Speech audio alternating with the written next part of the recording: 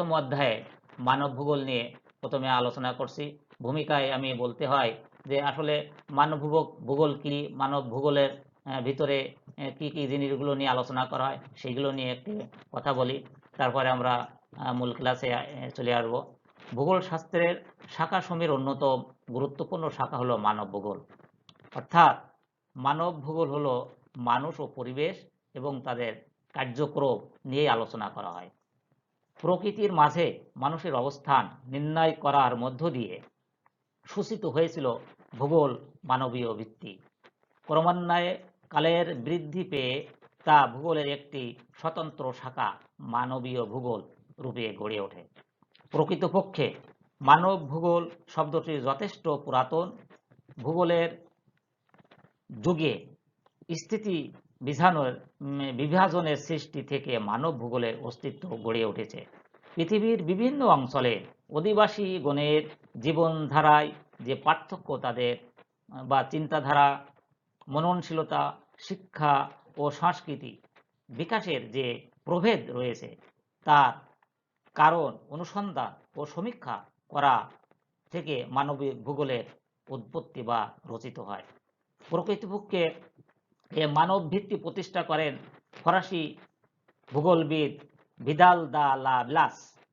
অবশ্য তার পূর্বে কার্ল লিটার ও র্যাডজেল ভূদৃশ্য পরিবর্তনের মানুষের গুরুত্বপূর্ণ ভূমিকার কথা উল্লেখ করেন এবং তাদের সমীক্ষায় মানুষের উপর জোর দেওয়া হয়। ভিদালের মতে প্রাকৃতিক ও সাংস্কৃতিক বিষয়গুলোর মধ্যকার সম্পর্কই মানব ভূগোলের সৃষ্টি। অর্থাৎ মানুষ এবং প্রকৃতির মধ্যে পারস্পরিক সম্পর্কের প্রতিষ্ঠায় মানব ভূগোলের ভিত্তি।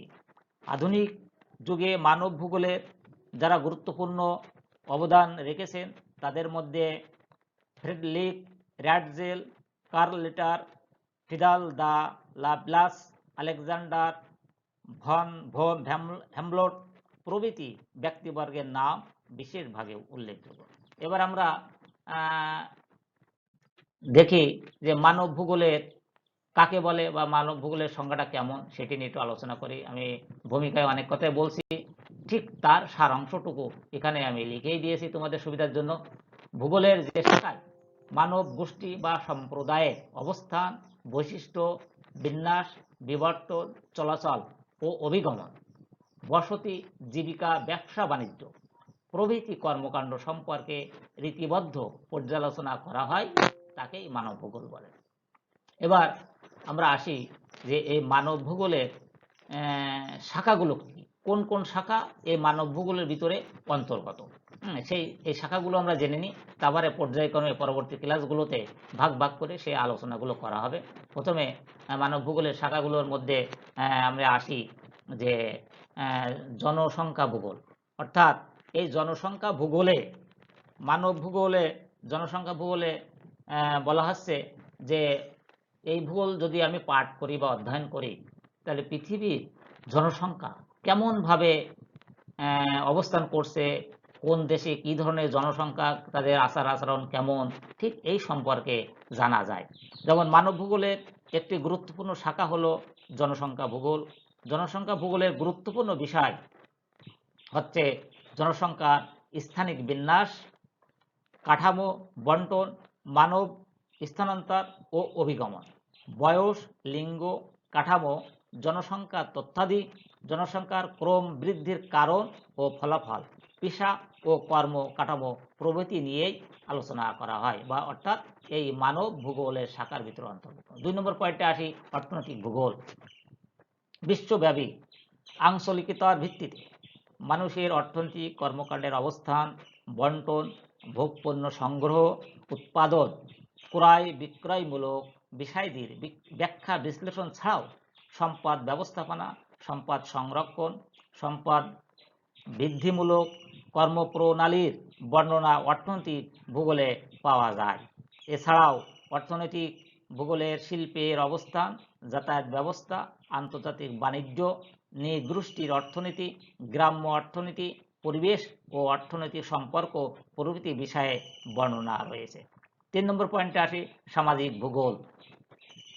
সামাজিক ভূগোল মানব ভূগোলের একটি শাখা, যা মূলত সমাজ সংক্রান্ত বিষয়াদি নিয়ে আলোচনা করা হয়।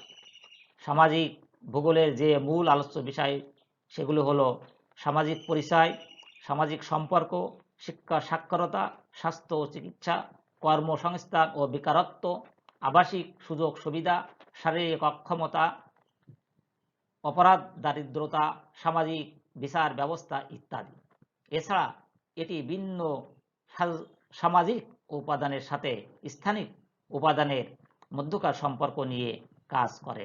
সামাজিক ভূগোলের উপশাখাগুলোর মধ্যে রয়েছে আচরণ ভূগোল, সমাজ কল্যাণ ভূগোল, অবসর ভূগোল, জেন্ডার ভূগোল ও চিকিৎসা ভূগোল। সামাজিক ভূগোলের আলোচনার ক্ষেত্রগুলো মানব ভূগোলের অন্যান্য শাখার সঙ্গে মিশে যায়, যেমন অর্থনৈতিক ভূগোল, নগর ভূগোল, সাংস্কৃতিক ভূগোল ইত্যাদি। সামাজিক ভূগোলের আলোচনার মূল বিষয়বস্তু হলো সামাজিক সম্পর্ক, সামাজিক পরিচয়, অসমতা, লিঙ্গ বৈষম্য, বয়স, শারীরিক অক্ষমতা, অপরাধ, দারিদ্র্য, সামাজিক বিচার ব্যবস্থা, নৃগোষ্ঠী অভিগমন ইত্যাদি। 4 নম্বর পয়েন্টে আসি, নগর ভূগোল। মানব ভূগোলের অন্যতম একটি শাখা হলো নগর ভূগোল। এ শাখায় নগরের উৎপত্তি, সভ্যতার কর্মবিকাশ, নাগরিক সুবিধা ও তার উপযোগিতা ইত্যাদি আলোচনা হয়ে থাকে। এছাড়া নগর ভূগোল, নগর অর্থনীতি, নগর কাঠামো, কেন্দ্রীকরণ, জনসংখ্যার ঘনত্ব ইত্যাদি নিয়ে আলোচনা করা হয়ে থাকে। মানব ভূগোলের এই শাখা অনেক ক্ষেত্রে নৃবিজ্ঞান, নগর পরিকল্পনা এবং নগর সমাজ বিজ্ঞানের বিষয়বস্তুর সঙ্গে সামঞ্জস্যপূর্ণ। পরবর্তী পয়েন্টে আসি, রাজনৈতিক ভূগোল।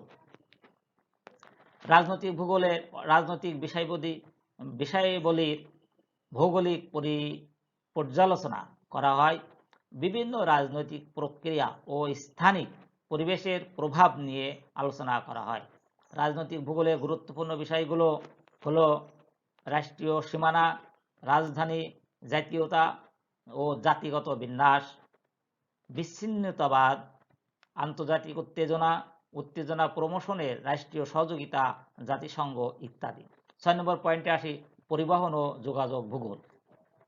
মানব গোষ্ঠীর চলাচল ও দ্রব্য সামগ্রী পরিবহন ব্যবস্থার বর্ণনামূলক ভূগোলকে পরিবহন ও যোগাযোগ বিষয় ভূগোল বলে।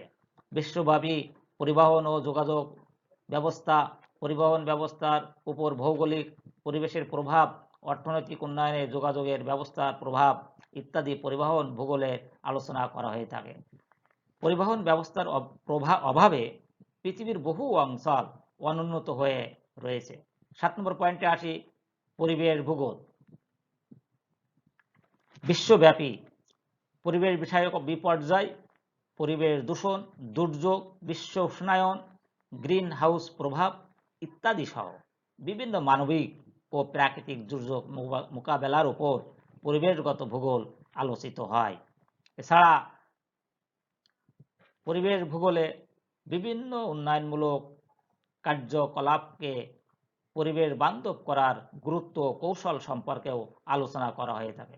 পরবর্তী পয়েন্টে আসি, বসতি ভূগোল। মানব ভূগোলের একটি অন্যতম শাখা হলো বসতি ভূগোল।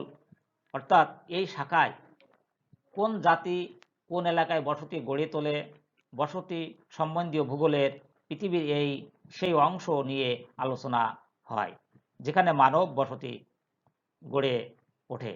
পৃথিবীর বিভিন্ন অঞ্চলে ভূপ্রকৃতি, আবহাওয়া ও জলবায়ুর উপর নির্ভর করে মানুষ স্থায়ীভাবে প্রাপ্ত নির্মাণ সামগ্রীকে ব্যবহার করে নিজেদের সংস্কৃতির ধারা বিকাশের মাধ্যমে যেসব বৈচিত্র্য বসতি গড়ে তোলে তাদের প্রকৃতি, বৈশিষ্ট্য, পরিকল্পনা ইত্যাদি বসতি ভূগোল নিয়ে আলোচনা করা হয়। পরবর্তী পয়েন্টে আসি, ঐতিহাসিক ভূগোল। ঐতিহাসিক ভূগোল পৃথিবীর ভৌগোলিক পরিবেশের বিবর্তনমূলক ধারণাসমূহ আলোচনা করে। অর্থাৎ সমাজের বিভিন্ন বাস্তব, প্রাকৃতিক ও সাংস্কৃতিক বিষয়াদির অতীব নিয়ে অতীত নিয়ে গবেষণা করে। সময়ের পরিবর্তনের সাথে সাথে বিজ্ঞানের উন্নতি হয়েছে। ঐতিহাসিক ভূগোলে সময়ের প্রতি গুরুত্ব দেওয়া হয়েছে। ঐতিহাসিক ভূগোল সময়ের সাথে মানব সমাজের পরিবর্তনের প্রক্রিয়া এবং পরিবেশের সাথে পারস্পরিক সম্পর্ক ইত্যাদি মূল বিষয় নিয়েও গণ্য করা হয়। পরবর্তী পয়েন্টে আমরা আসি আঞ্চলিক ভূগোল। আঞ্চলিক ভূগোলে প্রথমে আমরা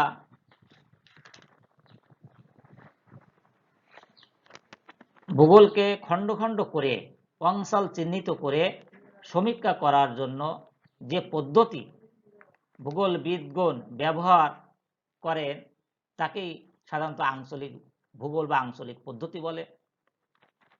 আঞ্চলিক ভূগোলের মৌলিক প্রকৃতি হলো অধ্যাত্মীয়, অর্থাৎ অঞ্চলগুলোর সংজ্ঞা ও সীমানা নির্ভর করে ব্যক্তি বিশেষের উদ্দেশ্যের উপরে। এছাড়া আঞ্চলিক ভূগোলে বর্ণনা ভূমিকাও বিশেষ গুরুত্বপূর্ণ। আঞ্চলিক ভূগোল ভূপৃষ্ঠের একটি অংশকে নিয়ে আলোচনা করে, সেখানকার ভূপ্রকৃতি, জলবায়ু, মৃত্তিকা থেকে শুরু করে সামাজিক সাংস্কৃতিক দিকগুলো বর্ণনা করে। 11 নম্বর পয়েন্টে আসি সাংস্কৃতিক ভূগোল। স্থানভেদে বিভিন্ন সাংস্কৃতিক উপাদান, আচার আচরণ, রীতিনীতি সম্বন্ধে আলোচনা করা হয়। সাংস্কৃতিক ভূগোলের ভাষা, ধর্ম, অর্থনীতি, ব্যবস্থাপনা ও অন্যান্য সাংস্কৃতিক উপাদান নিয়েও আলোচনা করা হয়। এ সকল সাংস্কৃতিক উপাদান অপরিবর্তিত থাকতে পারে অথবা স্থানের সাথে পরিবর্তিত হয়।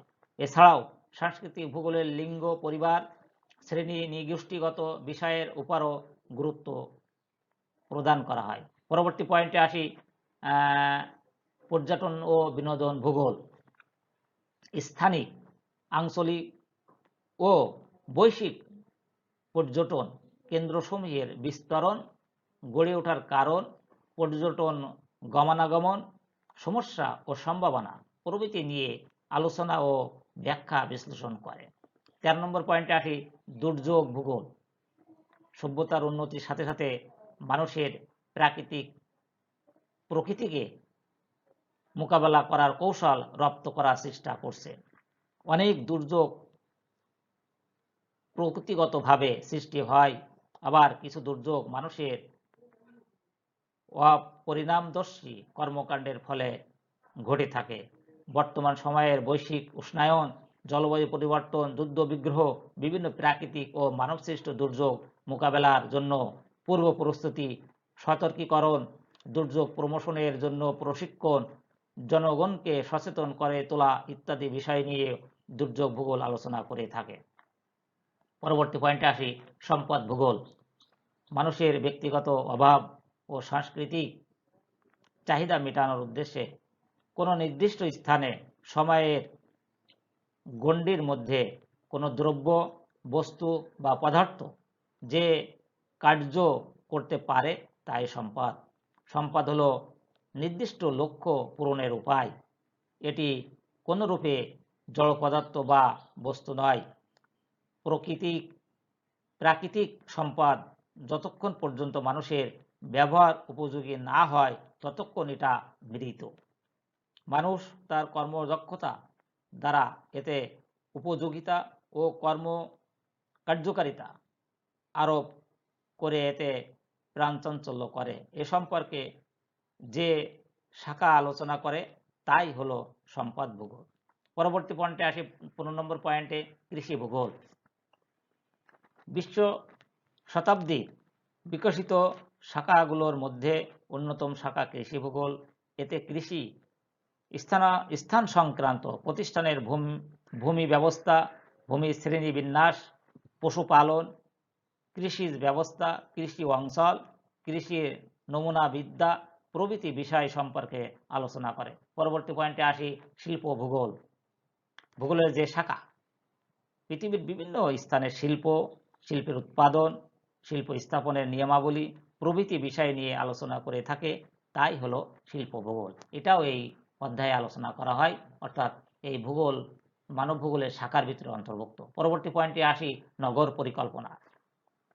কোনো নগর এলাকায় বিদ্যমান অবস্থা থেকে ভবিষ্যৎ সুবিধাজনক অবস্থায় পৌঁছানোর সিদ্ধান্ত ও কর্মপন্থা নির্ধারণকে নগর পরিকল্পনা বলা হয়।